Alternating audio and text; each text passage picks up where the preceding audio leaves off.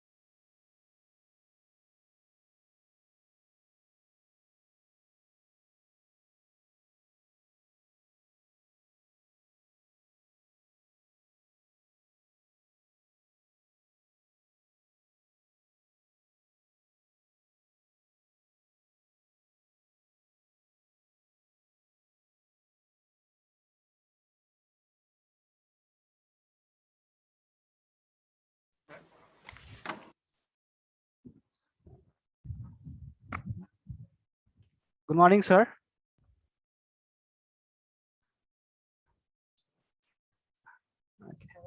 Good morning.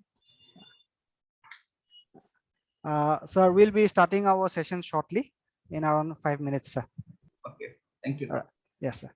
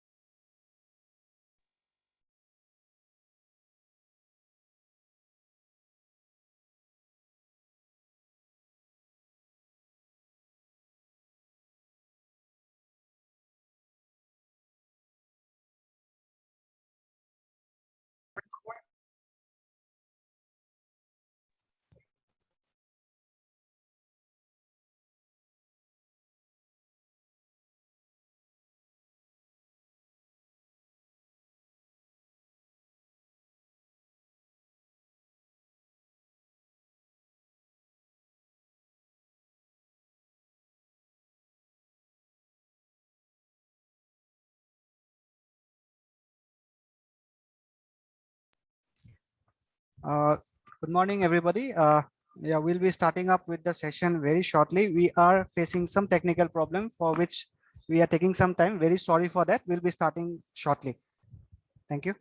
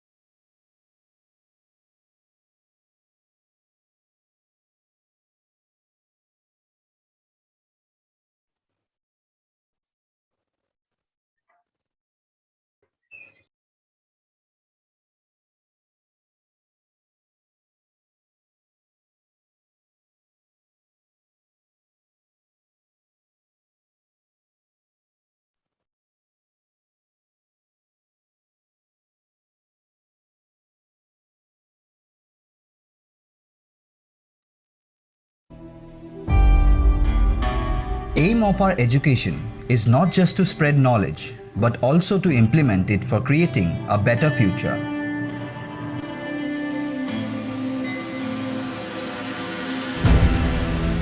Guwahati, the heart of Seven Sisters, hub of education with a large number of colleges and universities.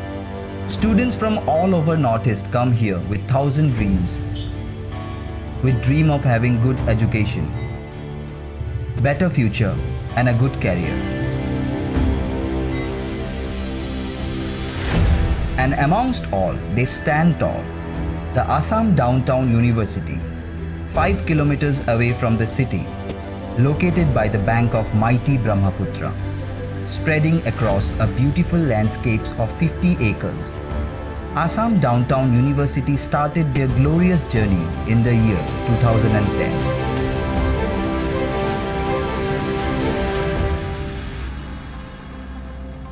They started with a dream of providing better placement to their students than the rest. To fulfill any dream, one has to have solid foundation. And thus, Assam Downtown University's dream soon steps toward becoming the reality, with an infrastructure of nearly 15 lakh square feet of carpet area. 171 classrooms, 7 departments, 108 labs, and other modern and essential facilities like library, placement cell, amphitheater, conference halls, sports complex, swimming pool, gymnasium, playground, basketball court, hostels for girls and boys, ATM, cinema hall, and cafeteria. They currently operate with 7 departments, namely Faculty of Commerce and Management, Faculty of Humanities and Social Science, Faculty of Engineering and Technology, Faculty of Paramedical Sciences, Faculty of Pharmaceutical Sciences, Faculty of Nursing and Faculty of Hospitality and Tourism Management. Presently, more than 8,000 students are studying under these 7 departments, and with the guidance of more than 250 faculties, in Assam Downtown University, education doesn't limit itself within the classrooms, and they believe more in practical and methodical teaching. Assam Downtown University operates under the UGC guidelines and has all the necessary approvals and accreditation of all other relevant authorities.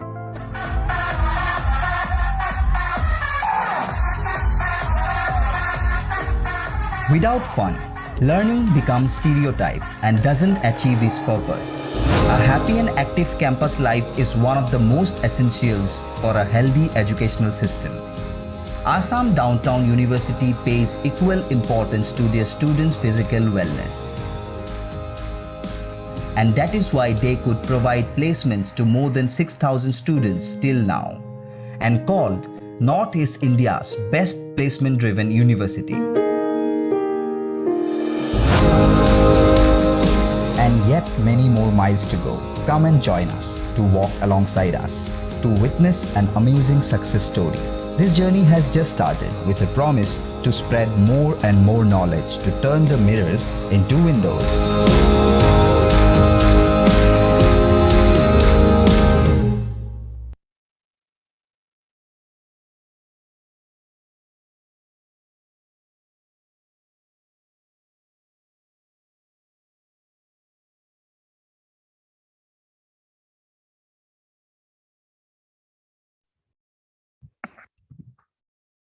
Good morning, everybody. We are about to start the program, and we'll start the program with a Guru Vandana.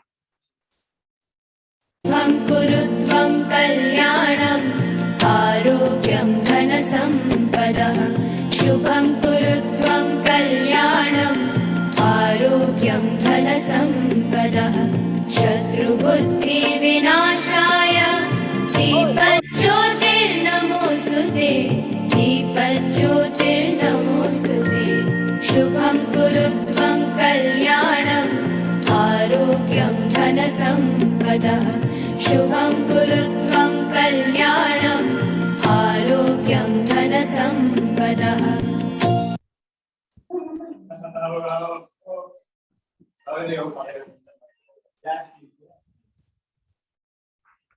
Good morning, one and all. Myself, Dr. Abhijit Kalita, Assistant Professor from Program of Physiotherapy.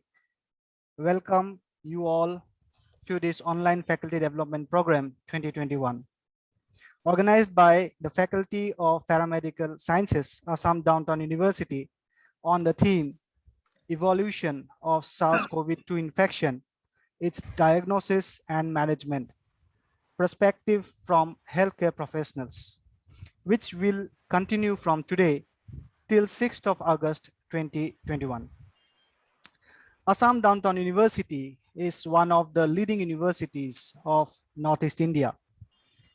The university has a lush green campus spreading over 50 acres of land, is located at the banks of mighty Brahmaputra Panikhati. It offers diploma, graduate, and postgraduate studies. It has a fine balance of dynamic young faculty members and experienced senior professors in all their programs. It has emerged as the leading center for teaching and research, offering PhD in different disciplines. Assam Downtown University had traversed a long way by expanding and consolidating academic programs to enjoy the present status of being the most opt-in institution of learning. It will continue to maintain the rich tradition and cultural heritage of the region by fulfilling its social mission of creating quality human resource to serve the nation with education. Considering the COVID situation, we all know India has just dealt with its second wave last April to June 2021. Also, the vaccination drive is going on, and therefore the population is still vulnerable to get the infection. So this online faculty development program aims to bring awareness about the deadly virus and also to introduce the coping strategies of one can attain in these tough situations, thereby helping in prevention of a future third wave of this pandemic. Now, I would like to request Dr. Pratap Chandra Sharma Sir, Chairperson, Faculty of Paramedical Sciences and Faculty of Sciences, to give the welcome address. Sir, please.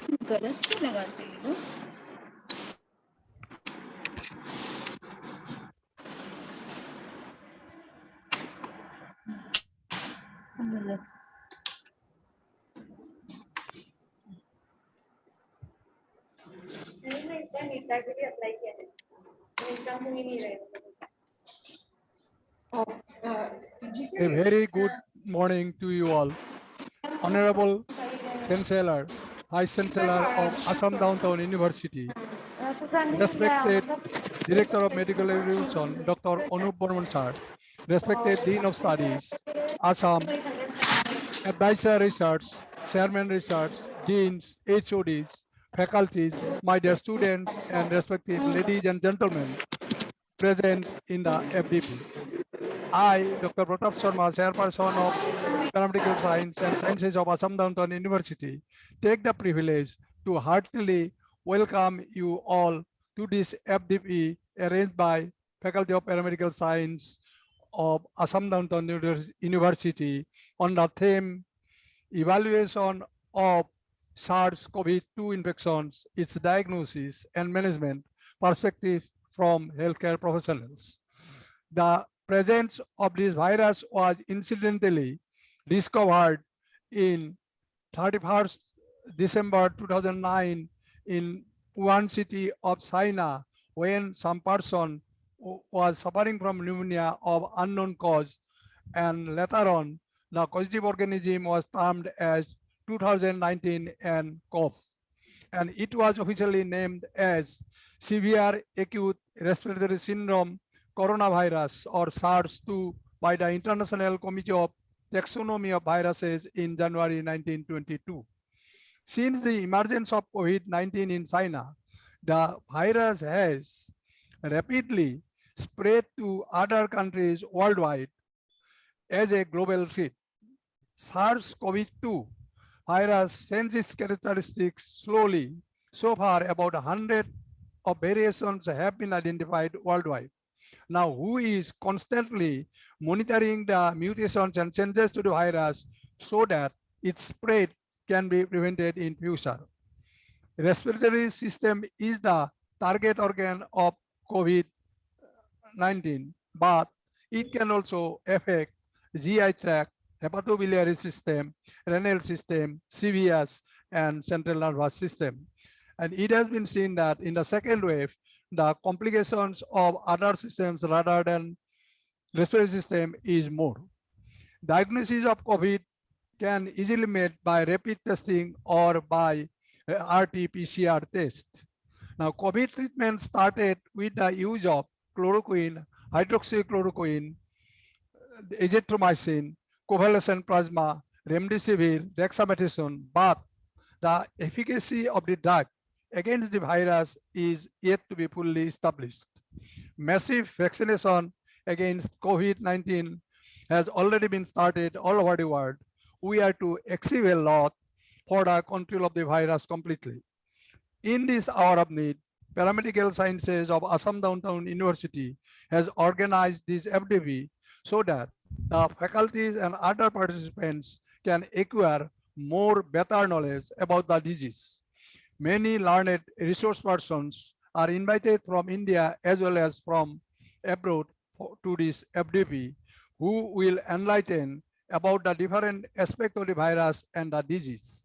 I am confident that all the participants will be highly benefited from this FDP. I would like to conclude my address by welcoming you all again and wishing a great success of the FDP. Thank you.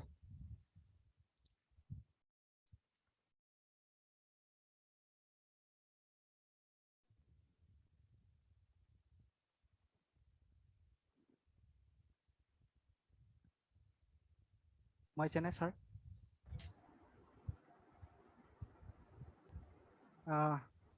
Thank you, sir, for your words.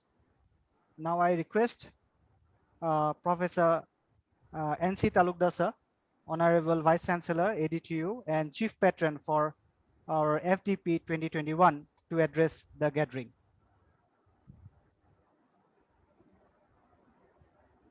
Namaskar and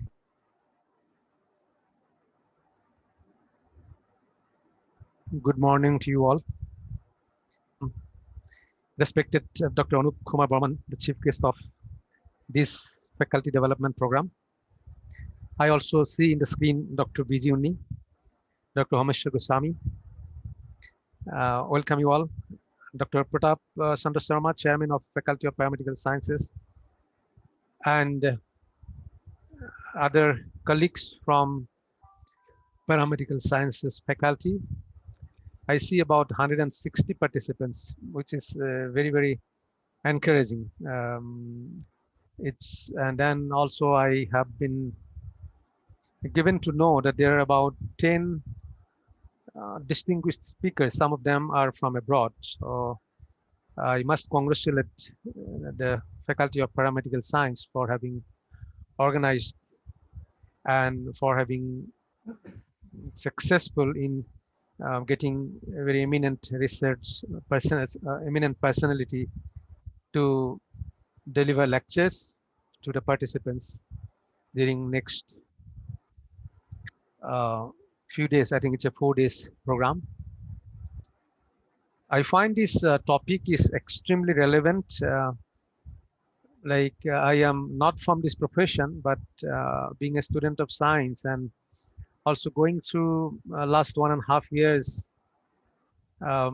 every day you get to know so many new things about this deadly virus. What is happening in the world in terms of research, R&D, diagnostic tool development. Like every day there have been news even in the general newspaper, which are not which doesn't carry much scientific news, science news item. And when I said it's extremely relevant is because you know how many variants already in the environment, the Delta variant, Alpha variant. And we also know their like Delta variant, they say is spread infection much faster. Now these variants means these are strains of this virus.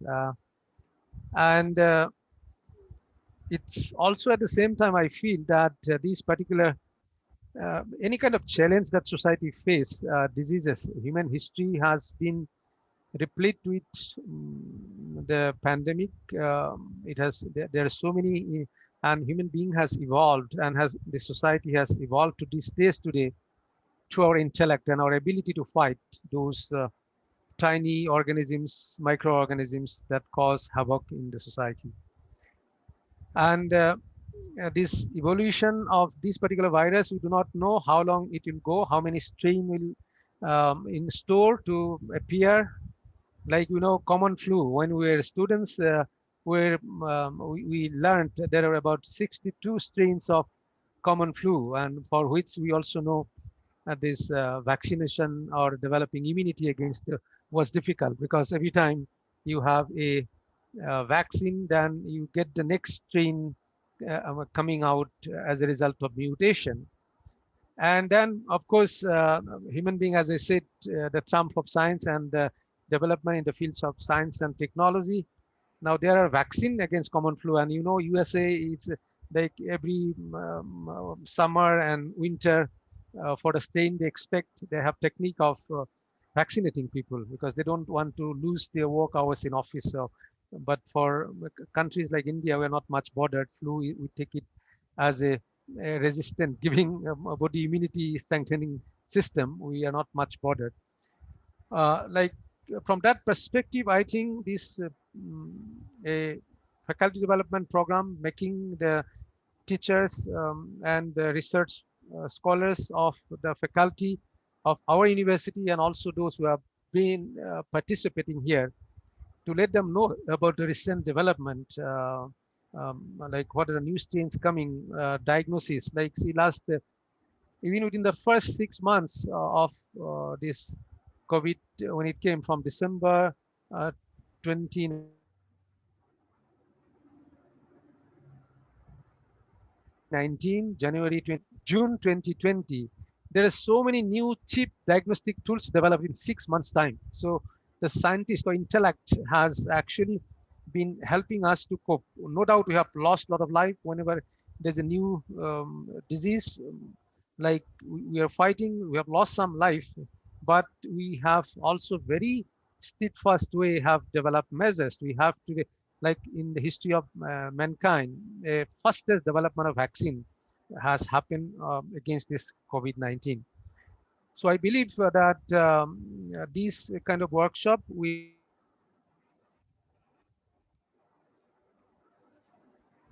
impart the participant of this particular program. Of visit, Kolita said about the purpose of this building awareness and coping strategy. That's fine. Building awareness is awareness to everyone needs awareness, but the medical fraternity and paramedical fraternity, nursing faculty, they need, of course, special technical awareness, but common people also need to be aware. But besides this awareness, this kind of faculty development program has another very important dimension. Like you listen to eminent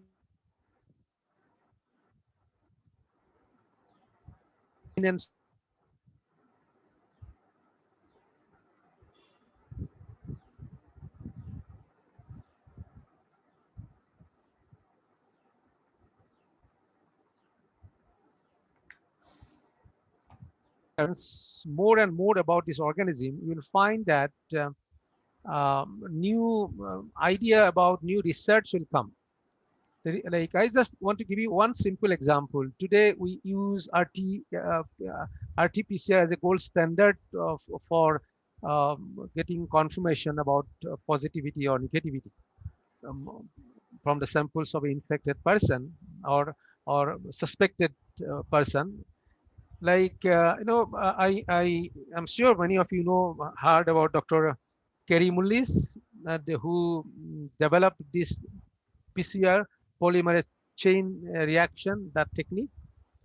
Now, see, he was involved initially in polymerase chain reaction as a biochemist.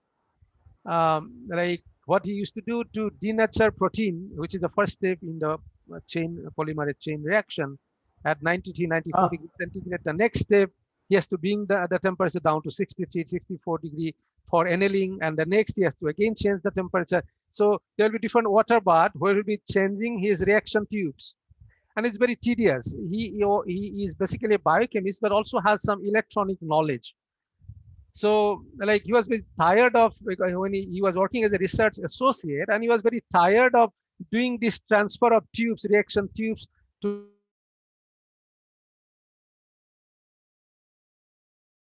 different temperature water. But so deeply thinking, can the whole thing be mechanized? Can there be a system where you don't have to change these reaction tubes? And see, today the PCR machines, it does everything like in the same chamber. You can ramp temperature, means you can raise the temperature, you can bring down the temperature, hold the temperature at definite for a definite period of time to achieve all the three main steps of PCR reaction, right? So what I'm trying to actually say, that those who are practically involved with this deadly virus everyday experience, you will get clue to do even new research. Indian speakers speak, you'll find, I am sure, they will also highlight a lot of the research achievements that has happened last 1.5 year time. So I hope that this faculty development program for next 4 days will be extremely effective. The participants will gain a lot, and wish you all the best for a grand success of this event. With these words, I once more welcome our chief guest and also all the eminent speakers, and wish one and all for a very effective participation in this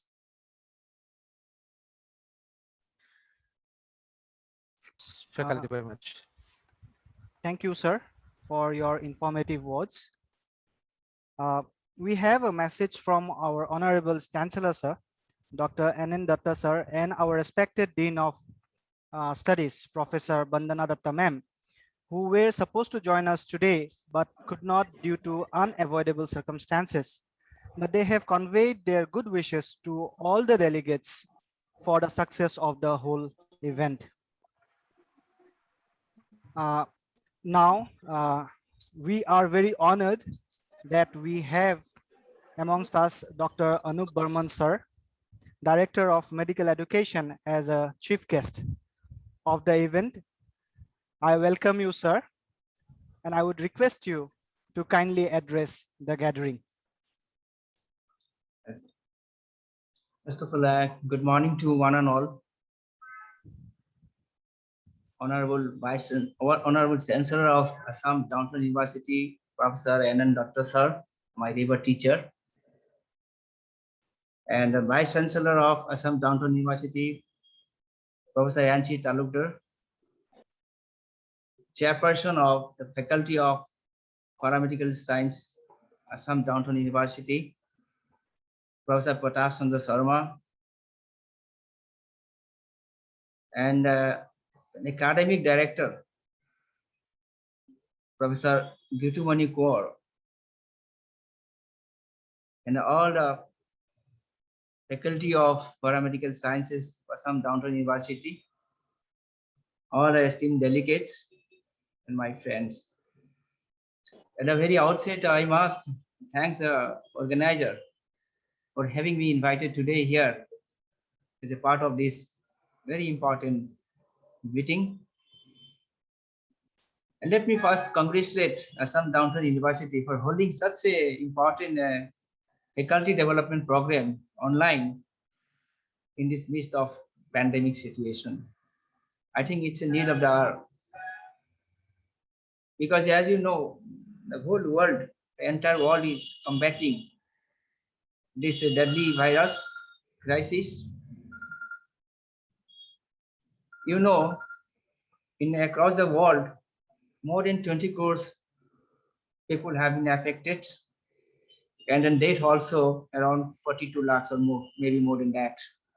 Even in India also, we are witnessing more than 3 crores people affected and around 4 lakhs to 24,000 have been died.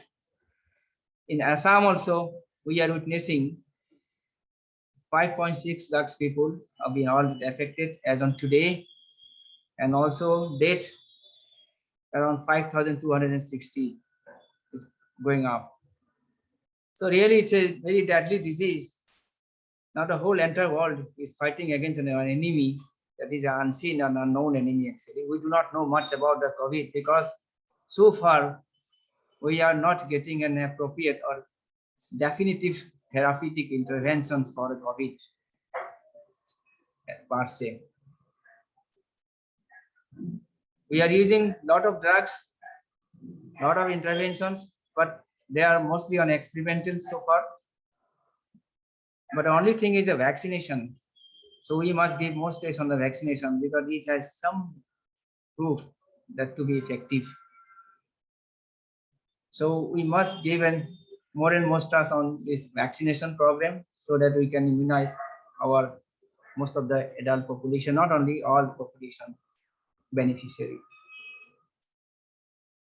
I'm sure today in this today means for next 1 week probably 2 to 6th that this university is organizing this online workshop for medical fraternity as well as the paramedical fraternity so that they can learn more on mostly on this COVID-19 disease, because the theme says that evaluation of SARS-CoV-2 infections, its diagnosis, management, and perspective from the healthcare professional.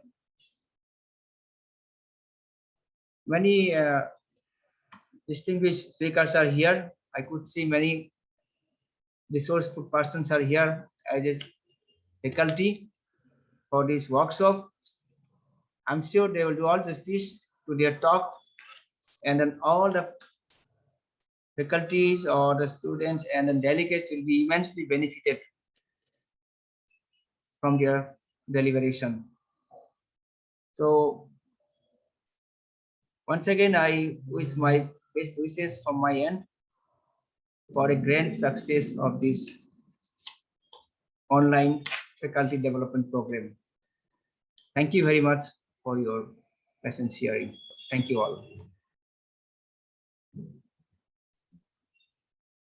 Thank you, sir. Thank you for your kind words. Now I would like to request Professor Gitumoni Kaur ma'am, Academic Director, Faculty of Paramedical Sciences, and also the chairperson for this FDP 2021, to give away the vote of thanks. Ma'am, please. Good morning, everyone. Respected Dr.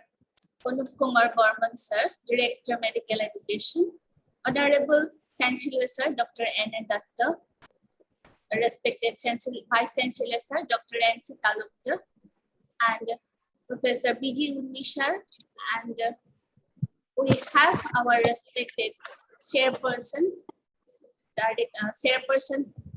Paramedical Sciences, Dr. Pratap Sharma, sir, and we have our own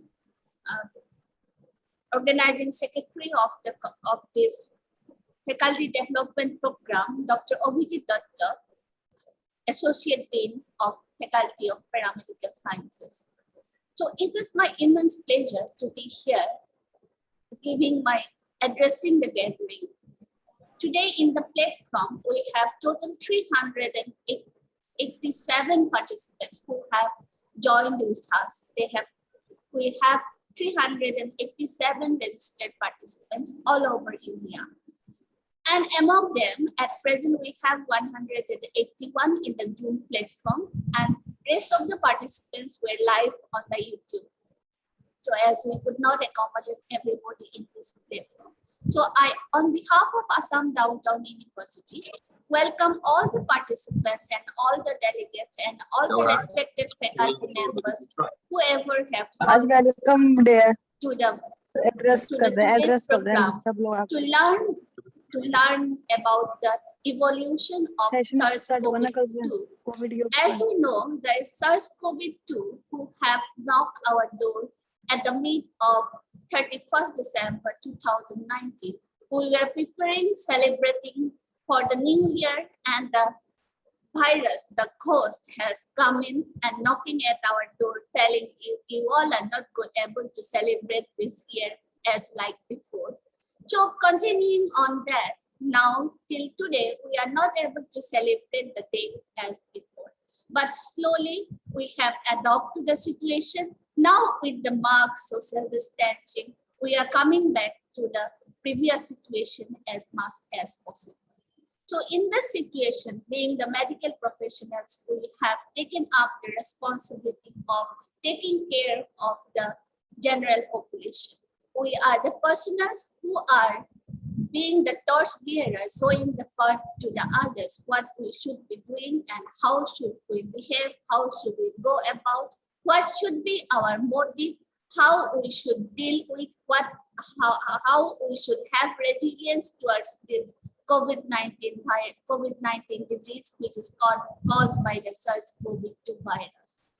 If we look at the history, as the previous diseases like swine flu, SARS-CoV-2, so like other diseases, this disease also is going to come to an end very soon. It is very fortunate that because of technology, so we are having the sophisticated technology, the cutting edge technology, which has helped us, as Honorable Vice Chancellor sir very well pointed, how previously the PCR test was and how it is now, how much we are coming to the edge of the situation, or everything, how it has become easier by the technology. As we have witnessed the vaccination, that India has 2 very prominent vaccines which has been evolved within these 2 years, which is a very, very prominent earmark. And also we are very glad that our Honorable Prime Minister Narendra Modi has given it free of cost for all the citizens of India. So it's a very, very positive sign. So with the maintaining of social distancing, wearing masks, doing sanitization, we have to move forward. And we have among us today speak on the various aspects of the SARS-CoV-2 virus, its infection, its diagnosis, management, and all the perspectives from the healthcare professionals. So we have invited 10 eminent speakers from all over the globe. So among them, we have one Indian administrative officer also. Hope that all the participants will gain very fruitful knowledge from this 5 days program, from the 10 speakers. We have chosen them thinking that they are the best in that particular aspect. So I believe and I am sure that all the delegates, all the staff, all the eminent personals, whosoever has registered with us, who became the part with us, are going to gain knowledge, and this knowledge is going to help the society at large. And I'm very much thankful to all the faculty members of paramedical sciences whose teamwork, whose effort made this program coming to the possible. And we have started this program today with the lighting of the lamp. I know that this 5 days will go very smoothly with all the hard work and dedication of the faculty members. I offer my heartiest thanks to one and all the faculty members of paramedical sciences of Assam Downtown University, and all the distinguished deans of the university and other staff, technical staff, and whosoever a part and parcel of this program. I might miss someone, please forgive. Each and everybody, whoever is responsible for making this program to the beginning. So I wish them, I welcome each and everyone, and thanks each and everyone. Thank you all. Over to you, Officer Kolita. Thank you, ma'am. With this, we come to an end to our inaugural meeting today. Thank you all for your presence. Thank you. Now we have amongst us Dr. Azim Shah MS, who is the keynote speaker for the upcoming session. Dr. Azim Shah is an enthusiastic physiotherapy research specialist from Qatar. He is a well-known clinical expert, professional leader, academician, and researcher on fascia science, neurorehabilitation, and critical care. He is also working as a consultant of the program of physiotherapy at Qatar University and advisory panel member of the World Fascia Congress. Following his postgraduate degree in neurophysiotherapy and master's in healthcare, he has obtained consecutive doctoral degrees in facial science and osteopathy from UK and Spain, respectively. He has 15 years of experience in academic and clinical fields across the globe. He has more than 30 high-indexed journal publications and almost doubles the number of conference proceedings under his name. He is a key person in the Department of Physiotherapy, working at the corporate level as a strategic planning committee member, head of a research committee, quality improvement programmer, recruitment committee member, etc., and lead the transformation of stroke rehabilitation of Qatar, chronic pelvic pain management, and standardization of management of spine rehabilitation.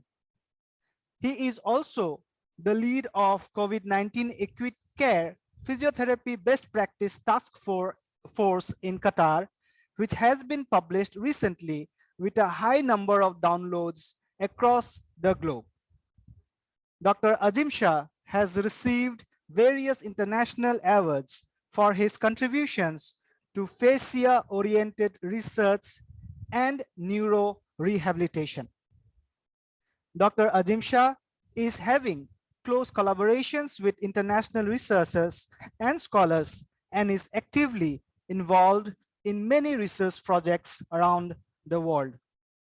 He is the opening keynote speaker in the upcoming World Fascia Congress on August 12th also. We wish Dr. Azim Shah all the very best in his future endeavors. With this, I welcome you, sir, to this event, and I request you to deliver your speech. Thank you, sir. Hello. I think I'm audible to all.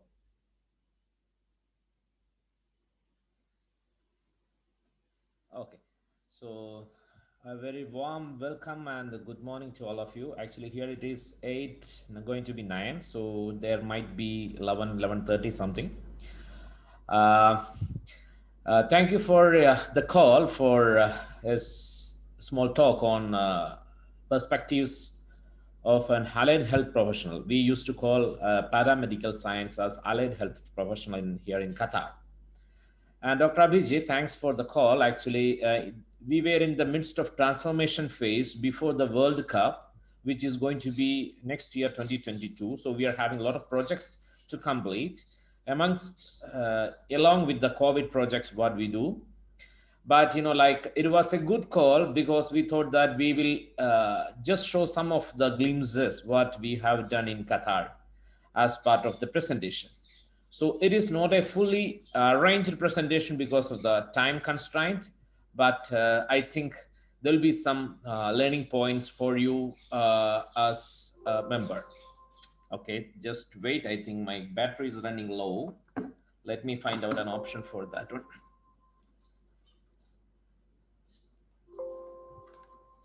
Sorry for the delay. Actually, I thought the battery is there, but it was not. On second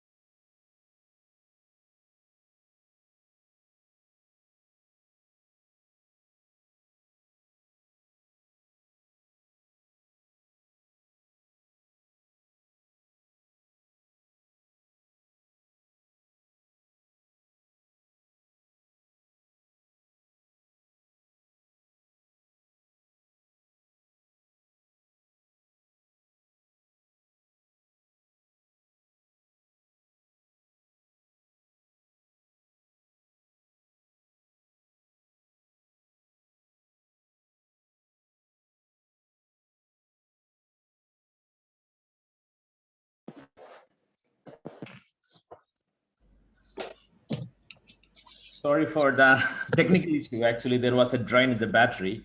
I was currently using the computer and I forget actually that it is connected. Sorry for that one. So over that, to save the time, I'll be sharing the screen from the point of view. Let me see something is happening. Okay.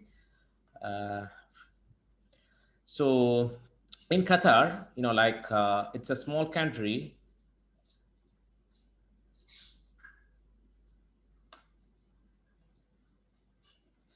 Let me share the screen for you.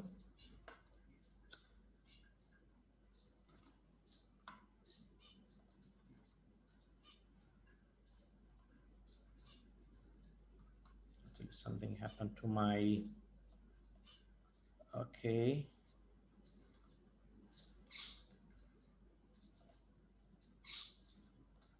So I think I need permission to share my screen. It's shown that host has disabled the screen. So can I have access for that? Host disabled participants screen sharing. So let me try again. Yeah, I got it.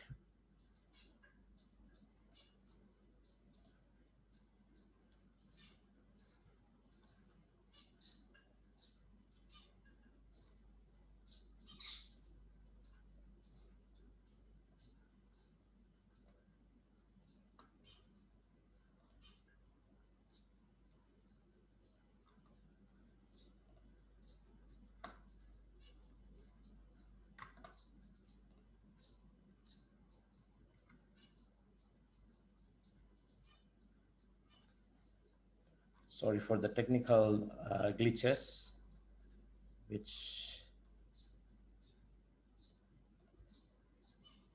presenter mode. I have to go for my presenter mode. I'll try that one.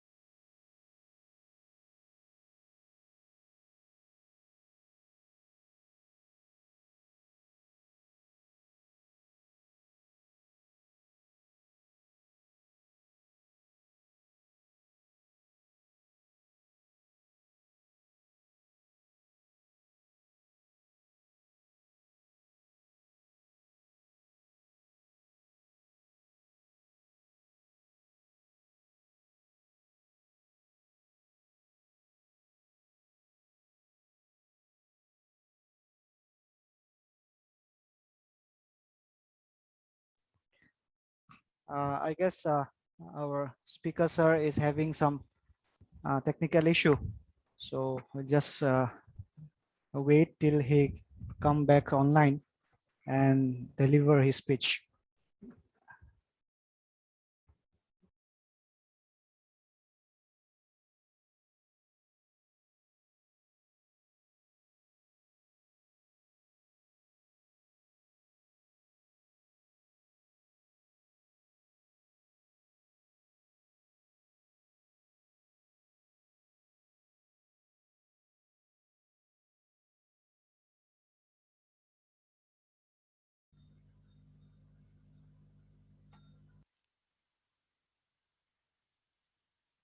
Sorry, it's sorry for the mistake. Continuous use of computer sometimes make things very vulnerable, and it happened. I'll be resuming in a second. Everything is ready for me. Yes. Sorry for the technical issue. What I have given some time delay for that. Okay, let me share the screen.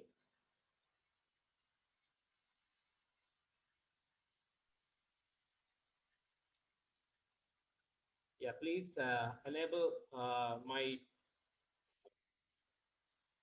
screen sharing option, please.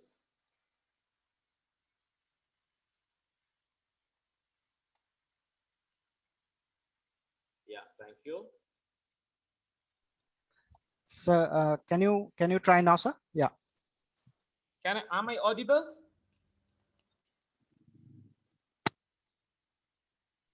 Yes, sir. You are audible, sir. Yes, thank you. Okay.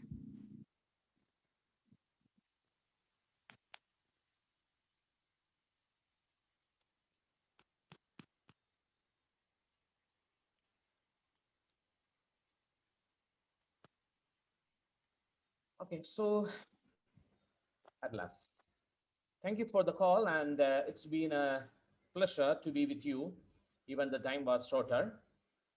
So, being a healthcare professional, maybe we are having limitations to talk about diagnosis management and all, but I can take you to a journey how different healthcare professionals can be of value being there.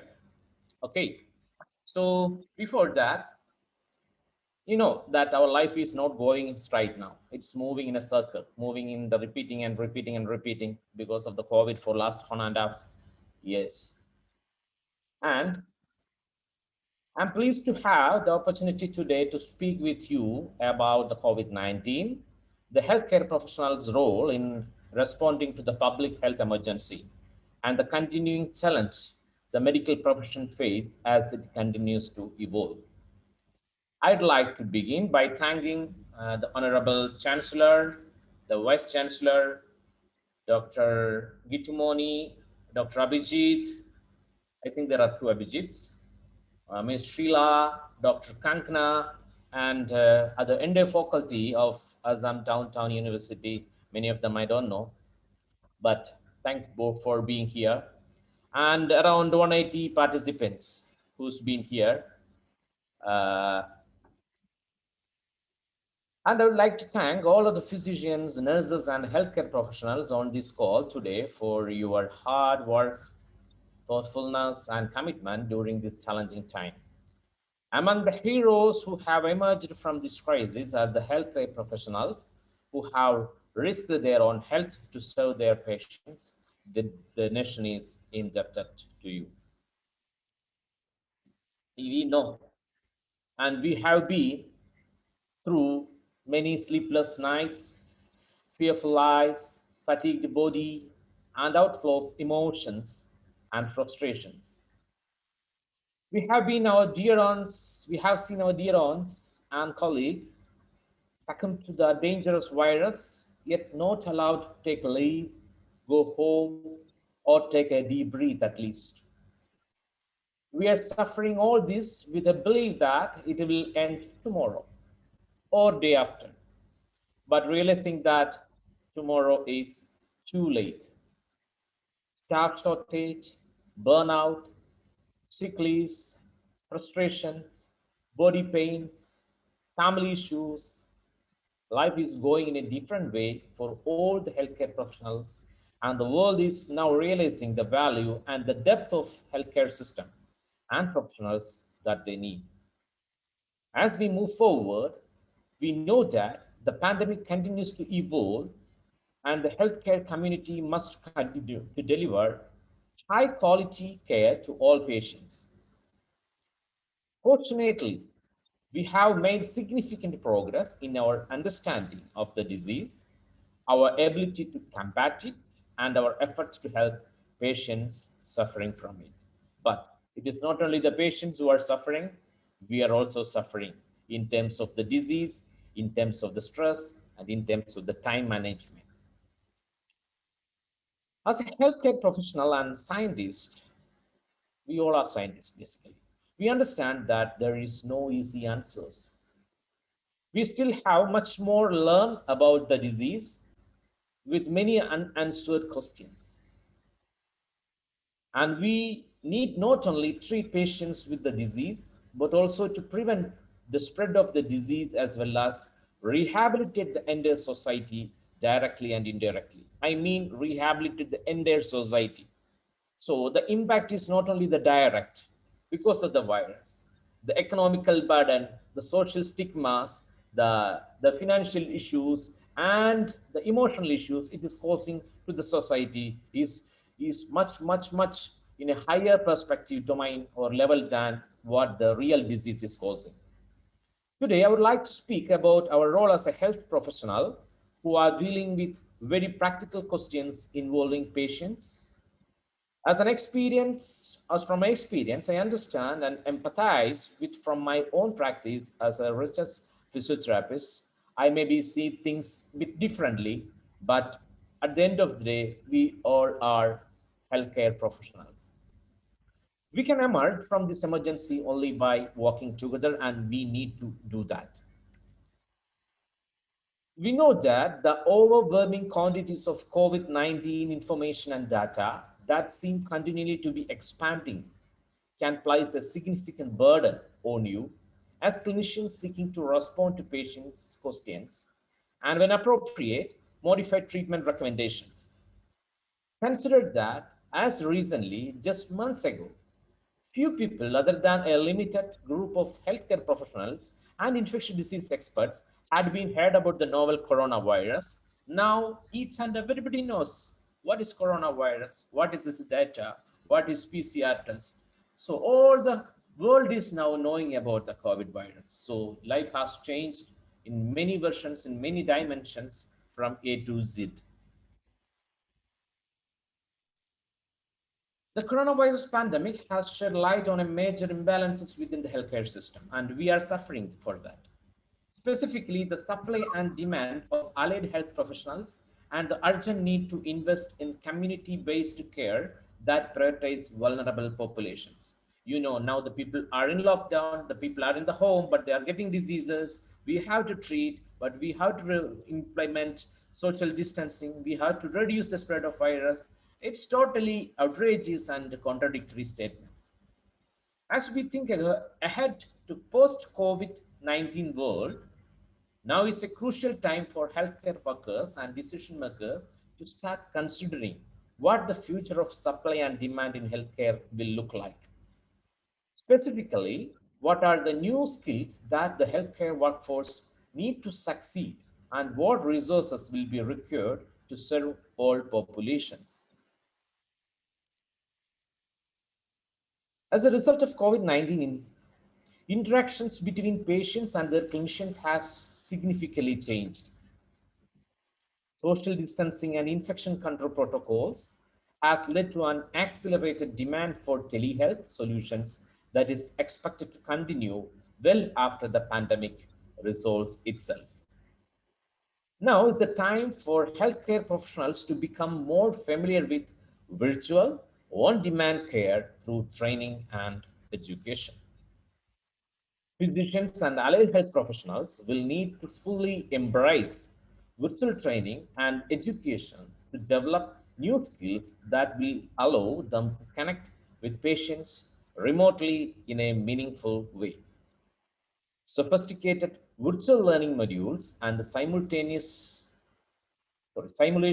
provide healthcare workers with the skills to deliver the same level of patient care virtually as they would in person. That is the future. Virtual training also benefits medical students. Being in a university, I just added this point also. Virtual training also benefits medical students who are making the transition from an educational environment to a clinical settings. Cutting-edge e-learning programs that include real-life scenarios and interactive tutorials can accelerate competence and sharpen decision-making skills required to provide the best possible patient care.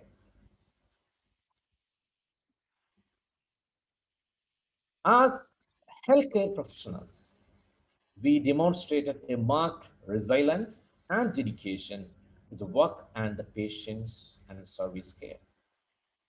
Despite the increased risk of infection to themselves and their loved ones, we were always working round the clock for the benefits of the patients.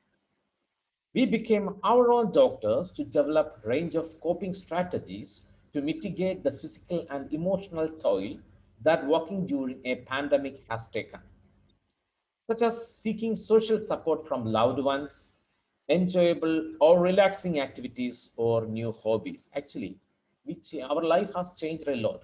If you're looking back, the things which you enjoyed earlier is different than what you are enjoying now. The activities which you were using earlier was not the same according to the current scenario. Everything is changing. The role colleagues played with regards to social support was an integral part of maintaining well-being for many healthcare professionals. Peer group colleague support was considered as one of the integral part that became strengthened more during this pandemic time. Despite this, however, the impact on healthcare professionals' mental health was apparent, demonstrating increased level of anxiety, hypervigilance, fear, physical exhaustion, and sadness.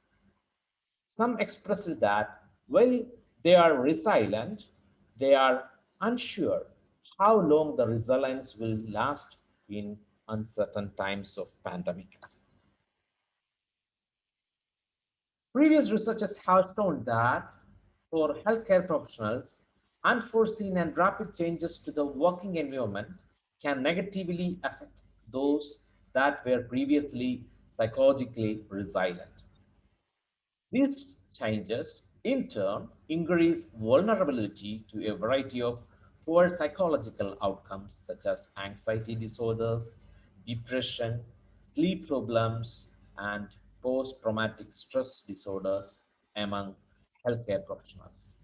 Further, recent studies demonstrated that in comparison to the general public, healthcare professionals during the lockdown period were significantly more likely to experience higher level of anxiety, depression, and post-traumatic stress disorders.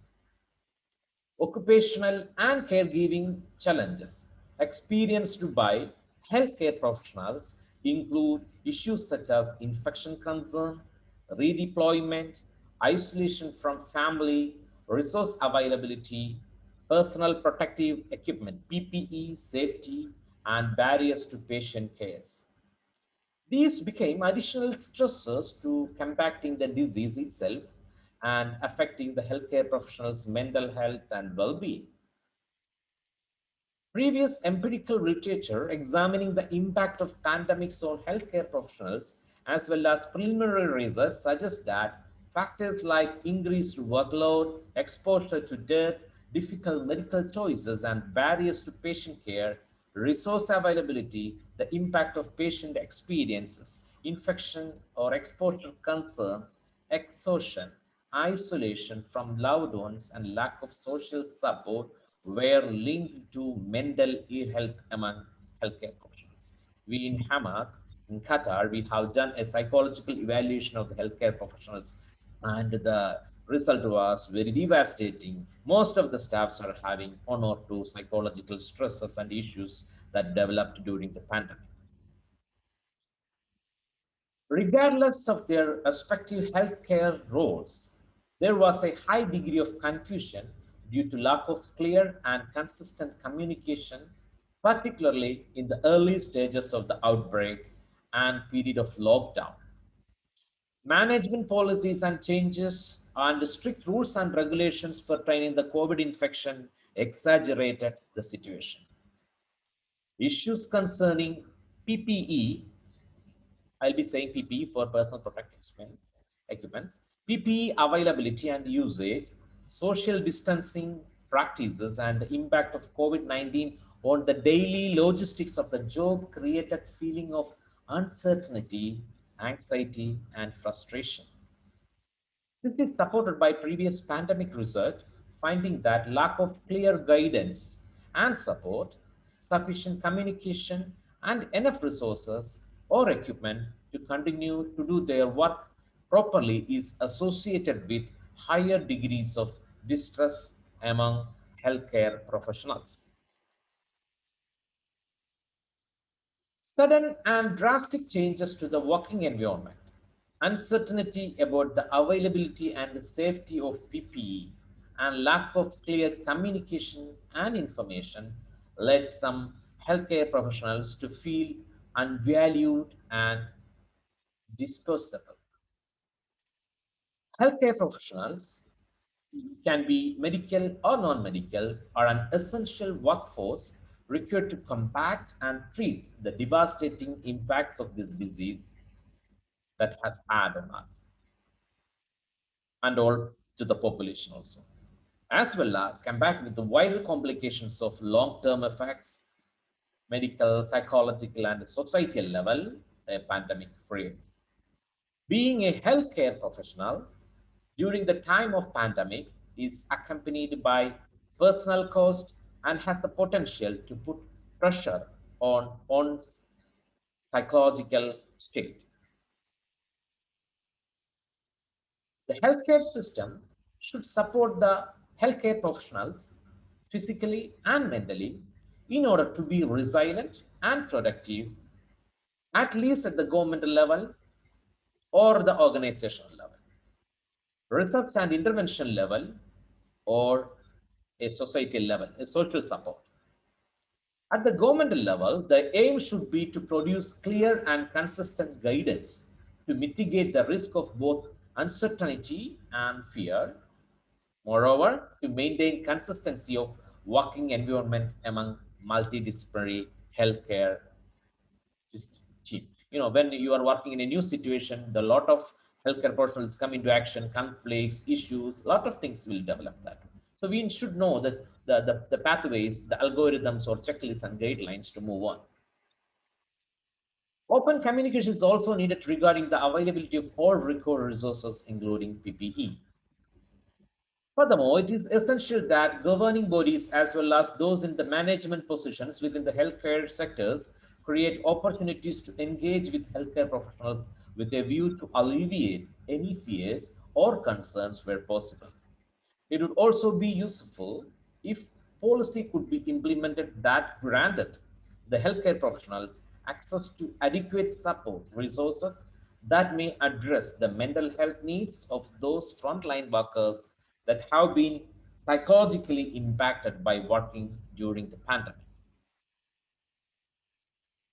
Future research should examine not only the prevalence of mental ill health, but also the risk and protective factors of mental health outcomes in healthcare professionals.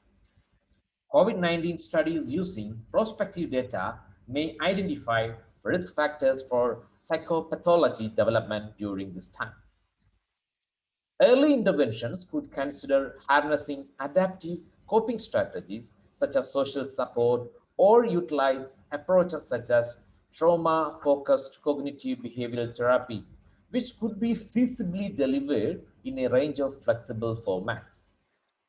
Consideration should be given to how the psychological well-being of healthcare professionals will be monitored and supported as the COVID-19 pandemic unfolds. Previous pandemic literature has highlighted symptoms of post-traumatic stress disorder or other mental health problems may persist the way beyond the pandemic. Considering the COVID-19 at the social level, individuals have the social responsibility to demonstrate compassion towards the others during these unprecedented times and to follow the COVID-19 guidelines to support the safety of themselves, their loved ones, and those walking on the front line. We still have work to do to manage the spread of the virus until the vaccines are abundant or we are having sufficient herd immunity or there is a cure, I mean a permanent cure. The pandemic has disrupted routines, creating the ideal condition for experimenting and accelerating change. The healthcare industry needs to continue thinking innovatively and preventively so that we are better equipped to manage forthcoming COVID-19 spikes and woes and future global healthcare issues. To show the role of allied health professionals and health investments, I would like to take your attention to a COVID management story of a small yet powerful country, the state of Qatar through a physiotherapist point of view or a lens. You can see yesterday's data, there is only 92 new cases of COVID-19 in the country of Qatar. And this 70 is actually those who are coming from abroad on quarantine. There was 0 death, and see the all pandemic time, the total death in Qatar was 601. Qatar has witnessed the world's highest per capita coronavirus infection during the first wave, but one of the lowest death rates due to its extensive testing, a young population, and a significant healthcare spending and organization. Why is the death rate is so low? Excuse me. The gas-rich Qatar heavy investment in its healthcare system in recent years, coupled with its young population, because most of the expatriates working there, excuse me, that is the young population, average age is 32 years, helped to keep the death rate among the lowest in the world, and the authorities and the experts are saying this way.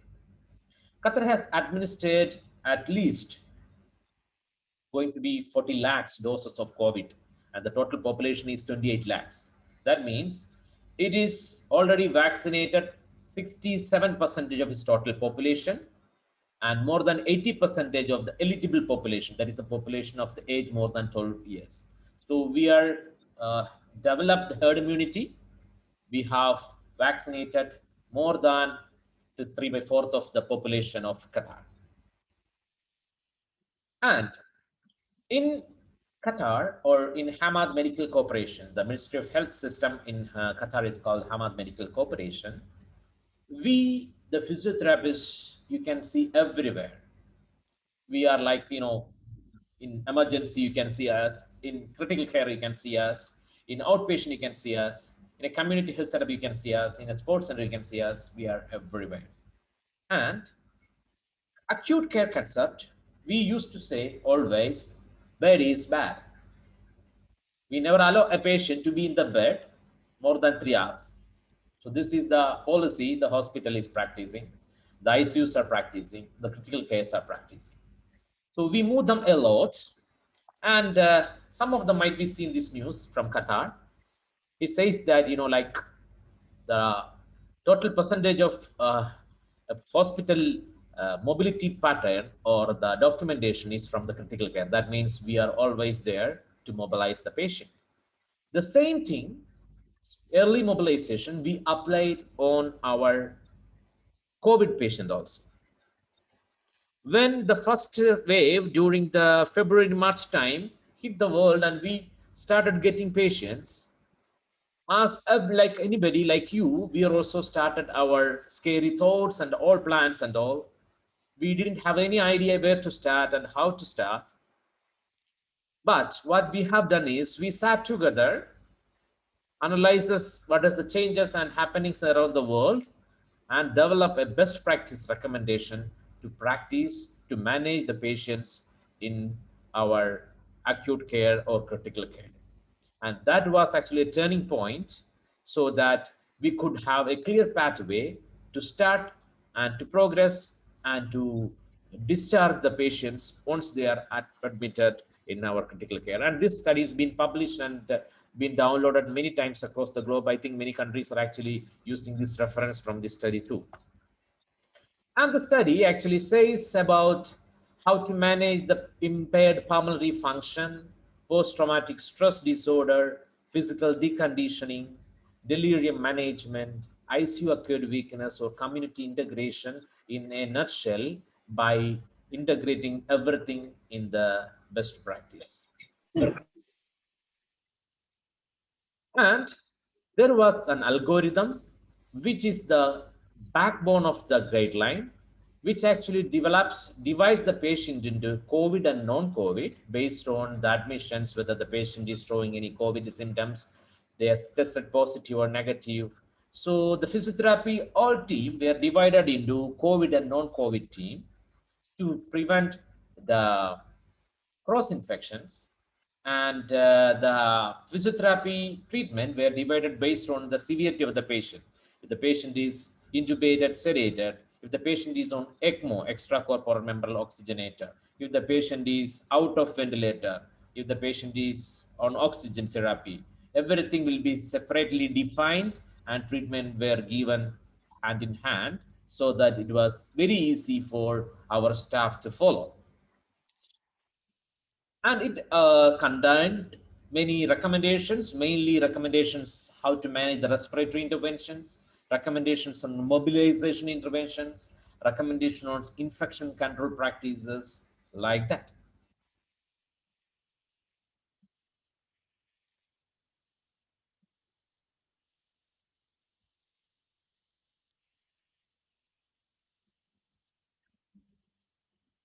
Okay.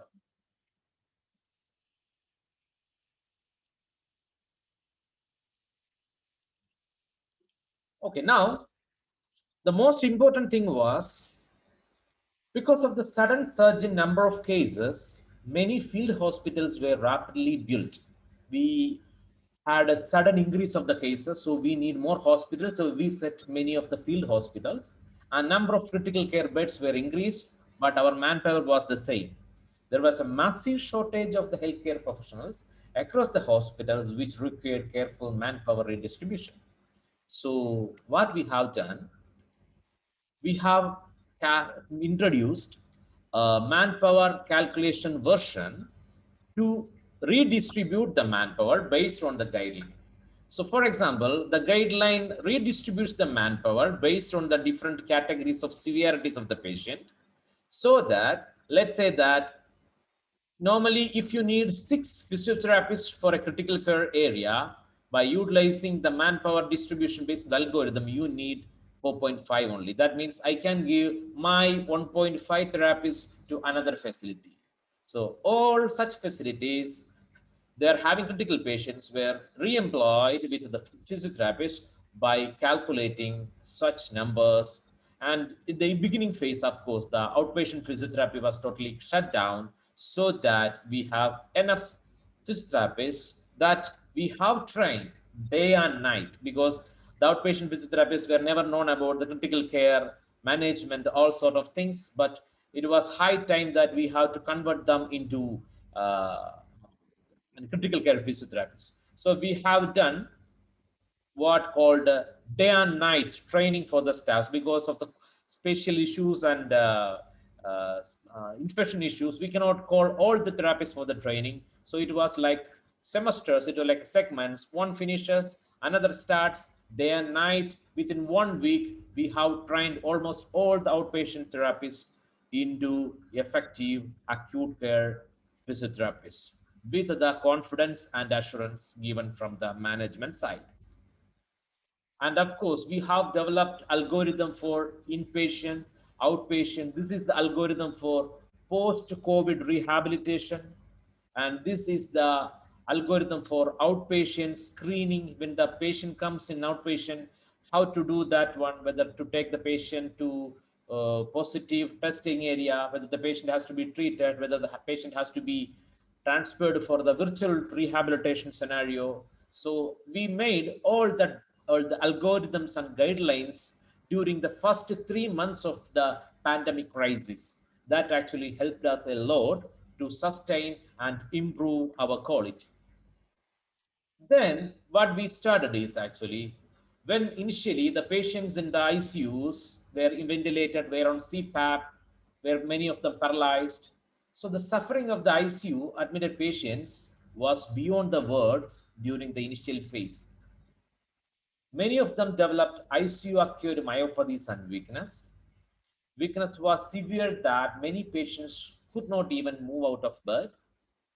Weakness was due to immobility and due to certain medication used to treat COVID-19. Here, physiotherapists played a vital role in reducing the length of stay in the ICU and in the hospital, even in the mortality rate. Again, what we used to say that we move them a lot. We never allow them to be in the bed, even the patient is critically ill. So you can see the cycling in the bed, or we used to tilt them often. And you can see 89% of the patients in the critical care or acute care were seen 2 times a day, even with the shortage of the manpower. So we always keep them out of bed, even in ICU or even in the ward. We used to say bed is bad. We used to make them participate in exercise whenever there is a possible, with oxygen, without oxygen, with ventilator. Okay, so it was like a task force work.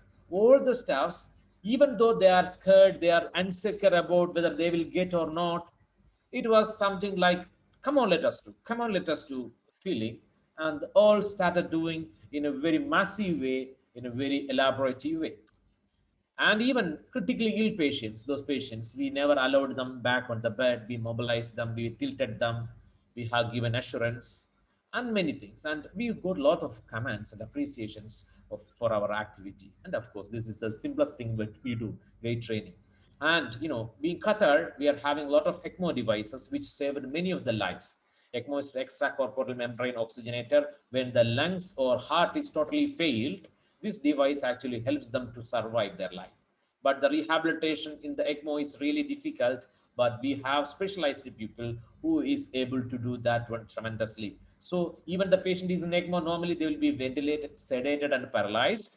We go, we reduce the sedation, we put some, like a them fresh, then talk to them, we make them stand, we do a lot of exercise in their tolerable level so that they won't feel. Don't you believe in ICU, when the patient comes, 1.3 out of 6 in functional ambulation category means non-ambulatory. Within ICU days, most of them are walking under supervision. 3.8 to 4 means supervision under in functional ambulation category. So we mobilize the patient. Through the mobilization, we mobilized the chest also. Actually, we were not intense chest manipulators, but our early mobilization skills were too good so that the chest was also actually participated. But of course, we are having respiratory protocols for the chest care. We started short-term rehabilitation, and where the physiotherapy patients with some what is called post-COVID complications, but no need of hospital admissions, were seen in a daily basis. These are mainly the muscle weakness. Somebody have nerve injuries. Some interesting case of dorsiflexural weakness were there. Somebody got developed a stroke. So many cases were there, and we had dedicated space given in the rehabilitation hospital, post-COVID rehabilitation for active patients. We put them in those patients having a good potential. We admitted in the active rehabilitation hospital, given exercise so that they will be discharged, walking normally, walking independently, doing their activities of daily livings in a normal way possible. Even we have introduced new mask for hydrotherapy, which helps to reduce infections. Actually, the studies are saying that the water, there is no study saying that there is through water the coronavirus spreads, but we have bought this new mask and we started the hydrotherapy, even though initially it was closed up. And the social security system and the social support system, we made it so strong that there are regular visits. Patient never feels they are alone. The ministry people, the management people always used to come and visit, and it was something like a group effort. It was something like a teamwork. And those patients who are totally debilitated post-COVID, we transferred them to the long-term rehabilitation service with very high sophisticated facilities like ergos, other type of robotic devices, which makes them do with their power as much as possible. And once they are getting more into their control or improvement, they were transferred to the active rehabilitation facilities. So for us, we never have a fear about the ventilator. We never had a fear about the COVID. Our COVID barriers were so elegantly worked round the clock that we believe that our work has actually helped many of the patients to walk out from the hospital independently. We have even started many hospitals where the outpatient facilities started working slowly to convert into post-COVID rehabilitation centers. And our home care facilities, they worked tirelessly going to the homes and treating them with the PPEs and all the facilities. So these are the acute care things we have done. We have done very good things. We have done a lot of things. Meanwhile, our outpatient department has done a lot of things. Outpatient facility has undergone a remarkable transformation to deliver the best and safe care for those all in need. We became the pioneer of high technology, virtual rehabilitation and home exercise program delivery, and our system was resilient enough to support all the patients. There was a huge appreciation for our virtual rehabilitation concept and made us proud and safe. What we have done actually is nobody was believing that you can give exercise, you can teach exercise, you can train exercise through the virtual rehabilitation. But our team's tireless effort has made round-the-clock training for our other staffs, and they started connecting, calling the patients and teaching them, training them, exercise, pain managements, and all sort of things. And it was a big steps so that many of the Qatar medias started putting news and publishing and appreciating our efforts on virtual rehabilitation. So virtual consultation was, everybody was knowing, but virtual rehabilitation was a new things for the managements of Qatar ministry. Again, we had an issue. When we are teaching the patient with the exercise, they forget because we are teaching through the virtual media. So there is no reference for them to do the exercise, and we don't have any system to give a set of exercise. Let's say that 5 days you have to do this much number. Then we have taken a painful journey. Around 75 physiotherapists day and night sat together and developed a physiotherapy home exercise portal with 700 videos of exercises done, recorded, acted, modified, edited entirely by the physiotherapists. I think I am having a video. If we are lucky, it will work.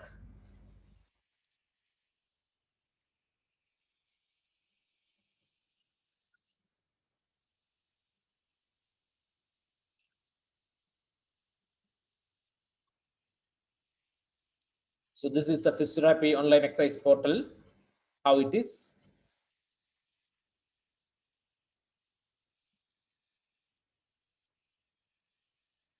Physiotherapist assigns new programs for the patient, sending final program after customizing to the patient. The patient notified through an email. Clicking on the email, you'll get an access to the program, customized program. Patient view his assigned exercise program.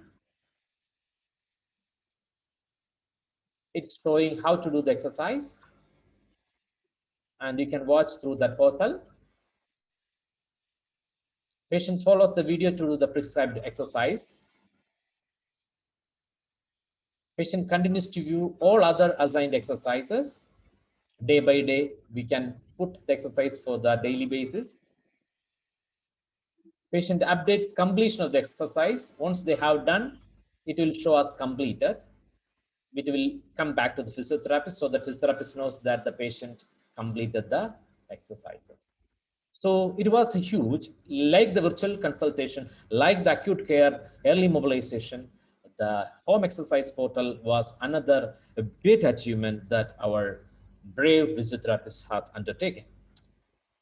And it has grown in such a ways from face-to-face handouts, education follow-ups.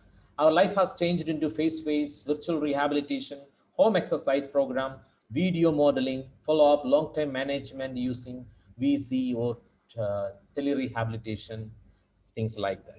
And it was huge effort for us to educate not only the physiotherapists, but our colleagues like our nurses, even physicians, and other occupational therapists and other healthcare professionals, how we do the things and how much we need support from them. And it was it was more multidisciplinary type of activity rather than a physiotherapy. But of course, we were leading the mobilization, and it made a huge change, so that there are the raining of appreciations, awards, and all sort of things which made our team so motivated and encouraged to do more and more, which makes our team more strengthened and still working on their quality and all sort of things. Okay, so what which faced the challenges was a surge in acute care admissions, staff redeployment, staff competency, social distancing, stress, staff infection. But we came across all the odds systematically and successfully, with a lot of remarkable achievements and contributions of international standards. Uncertainty, fear of family well-being, sleep cycle and pattern affected in most, psychological issues, many sad, irritable, angry, feeling caged down. And we overcome all this, our staff's challenges, by means of giving motivation, professionalism, flexibility, and dedication in supporting each other and timely administrative supports. But we have learned leadership has a great influence. Safety is always the priority. Fear and stigma is real, don't say that it is not there. It is real. Everyone gets tired and worn out. Scientific approach and teamwork always wins. That is only solution what we have. And our life has come across, and we have developed a lot of technological advancement during these things. For example, we have developed something called, we have the first one conducted the patient satisfaction survey for the COVID patients by using a barcode that the patient can use their mobiles to scan. One of the comment, which was so heart touching, I am quoting here. So the patient has written like that: the physiotherapist's active intervention helped to reduce the length of hospital stay and mortality. I'll show you the comment actually. I just missed the comment. Yeah. We have used the barcode scanning system where all the ID card will be having a barcode. If the patient scans it, it will open up the patient satisfaction survey. One of the patient satisfaction survey was, one of the patient was writing, your presence was the only reminder that I am alive and there is life. This was so touchy because, like in COVID area, it will be totally isolated area. Nobody will come unless it is absolutely necessary. Sometimes the nurse will come and give the medication and go. The patient will be left alone. So we are the one, we used to talk. We used to make them sit. We used to make them a few steps of walk. And we talk some course also, so that, like they used to wait for us. They used to wait for our staffs. So this was so touching a comment taken from one of the patient satisfaction survey. And we have developed our online patient sats handover system, so that without paper, the patient can be handover from different facilities and can be handover for Friday, Saturday. And during the pandemic, we also conducted first ever hybrid conference in Qatar. Hybrid conference means there will be some percentage of people will be attending physically, and majority of the persons will be attending online. So we were having that ownership also, conducted that first hybrid course. Let me see the previous slide. Yeah. So standing by the patient while being apart was our main motto during that time. And we used to say always that one, we are with you, but we will stand a bit apart. So these are our achievements, the things we have done. There are a lot of news appreciations for our works. Things went in good way, and we could able to manage things well. And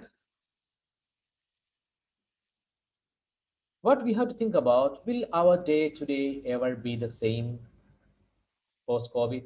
Or I don't know whether the COVID will finish, so can we say post-COVID next year? I don't know. COVID-19 will likely have permanent effects on the way we work. But the way we live, socialize, and move out, the world will be different too. The picture is very symbolic. In a healthcare point of view, we need to be creative and resilient enough to withstand the odds, and we have to move on. Post-pandemic, world will be different because it will give you new ways of learning. Of course, the books will be for sitting. You will be more virtual. Balance work and life, because you'll be working 24 hours. It's not like 8 hours, because you'll be working virtually, maybe you'll be working sometimes. So it's different. So the psychological, mental well-being will be affected more. So you should have a balance of work and life. There'll be more leads technological ways, maybe contactless cash, virtual money investment, virtual purchase, goes like that. Amazon, or such things will be booming. Corona is for them, to be honest. And we have seen in the Qatar during the COVID time, a lot of cycles on the road. People want to get out, want to stay out, because the studies have shown that those who are physically active, there are less chances of COVID infection. Even there is infection, there is faster recovery and less problem. So people start to move out. It was a good thing happened. Then the remote possibilities means most of them will come from the internet. That means you will be treating your patients through virtual. You will be doing your duties through virtual. So all things are going like that. And of course, the healthcare become virtual, the rehabilitations become virtual, the surgery becomes non-human types or not untouched. Like some of the products, it is like untouched by human eyes, so untouched by human hands. So surgeries maybe become like that. World will be so dynamic. You may need more survival skills and lifelong learning to be in the run. Dedicating this presentation for all the COVID warriors across the globe, those who are succumbed to death, those who are having permanent disabilities, those who are still surviving, their families, their societies, and the system, because it is one of the toughest management and effect and the phase we have come across in our life. Never been such a thing. I don't think that any of our senior citizens also never been such a situation. So we have learned a lot from the system, which from the untoward or unwanted situation, unfavorable situation, and it is what is called a life. Life is a learning, changing, move on, and we have to move on. Thank you for your very valuable time. Sorry for taking a 45 minutes. Actually, I was telling to Dr. Abhijit that I may not able to take a longer time because of the time constraints. But yesterday night, I was doing some works and editing, and it became like that. I thought showing some of the photos and works we have done in Qatar may have some significant contributions on your learnings. And since you are more academic side, can develop something that can be used for Indian communities and our populations, our society, so that there'll be some benefit. Thank you for the call and thank you for the valuable time.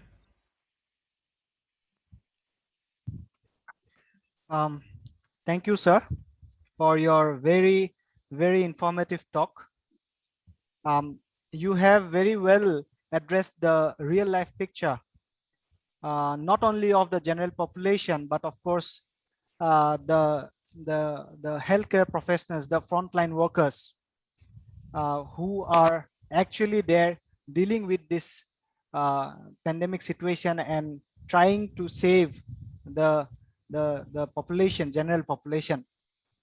You have also described about how they feel and how they face the different difficult circumstances and situations worldwide during this COVID-19 pandemic. And very rightfully, I should say that you have also shown us different possible ways of tackling the new challenges that are coming, that has come up during this pandemic situation, with the use of technology. And of course, I will definitely comment on the teamwork that you people have shown out there. There is a lot of things that we have to take from your speech today. And I am sure that although the delegates today who are present over here are from different fields of the medical science, have enlightened themselves, have got enlightened themselves after listening to your talk today. I feel that this talk of yours will definitely help us to tackle up the future situations in the pandemic scenario, since I personally feel that the pandemic is here to stay for at least few more months, or I should say hopefully it should stay for few more months only. But definitely your talk will help us in tackling up in the future. So with these words, I thank you, sir, for your valuable Thank you very speech. much. I'm Thank having you. a time residence, but I would like to see since there is a YouTube link, I would like to listen to further things and all. And meanwhile, if you would like to find out any further resources and help from our side, from Qatar, being an administrative person here, we have learned a lot that we can even share to you for the developments, and we are always helping. I'm always in touch with Dr. Abhijit also. Right. Thank Sir. you for the time, and I'll be in touch. Thank you. Thank you. Thank you, sir. Thank you.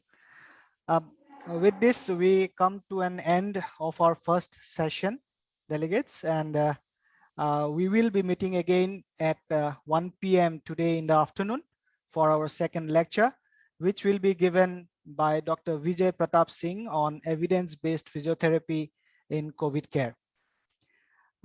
Thank you. Stay healthy and stay safe. Thank you, one and all.